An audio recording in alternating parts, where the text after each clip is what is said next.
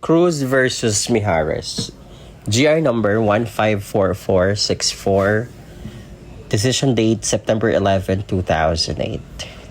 This is all about a law student challenges the denial of his appearance as a party litigant and the refusal of a judge to voluntarily inhibit herself, leading to Supreme Court partially granting the petition and directing the trial court to admit the petitioner's entry of appearance.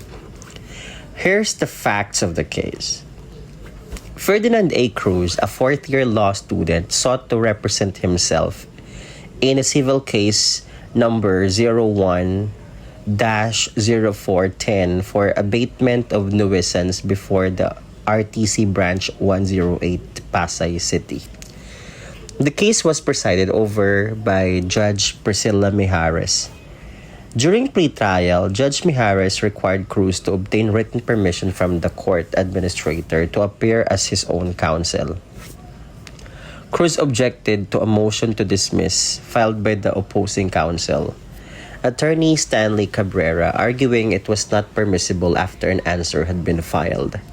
Judge Mijares made a remark perceived by CRUZ derogatory, prompting him to file a motion to inhibit, alleging partiality. Judge Mijares denied the motion to inhibit, stating the allegations were insufficient. CRUZ's motion for reconsideration was also denied.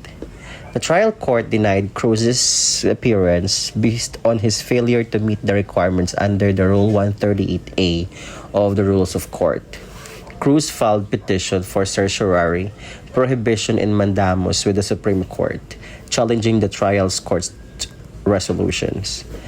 Here are the facts of the issues of the case. First is, did the RTC act with grave abuse of discretion denying the CRUZ's appearance as a party litigant under Section 34, Rule 138 of the Rules of Court? Or second, did Judge Mijares commit grave abuse of discretion by refusing to voluntarily inhibit herself from the case? The ruling of the Supreme Court for the first issue is, the Supreme Court partially granted the petition directing the RTC to admit CRUZ's entry of appearance as a party litigant. The second ruling is the Supreme Court found no grave abuse of discretion in Judge Mijares' refusal to inhibit herself from the case. The rash of the case is the Supreme Court clarified that Section 34 of the Rule 138 allows a party to represent themselves in the court without the need for a lawyer, distinguishing it from Rule 138A, which pertains to law student practice under supervision.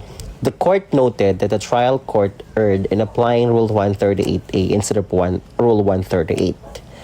The court emphasized that an individual has the right to conduct their litigation personally, and CRUZ, as a party litigant, could represent himself.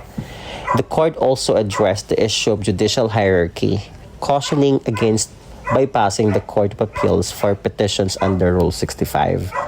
Regarding the motion for inhibition, the court held that voluntarily inhibition is a matter of judicial discretion and requires clear and convincing evidence of bias or prejudice.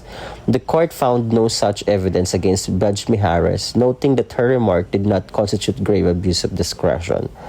The court's findings in a related administrative case against Judge Mijares, which was dismissed of lack of merit, further supported for his conclusion. The Supreme Court decision was based on rational and logical assessment of the circumstances. Thank you.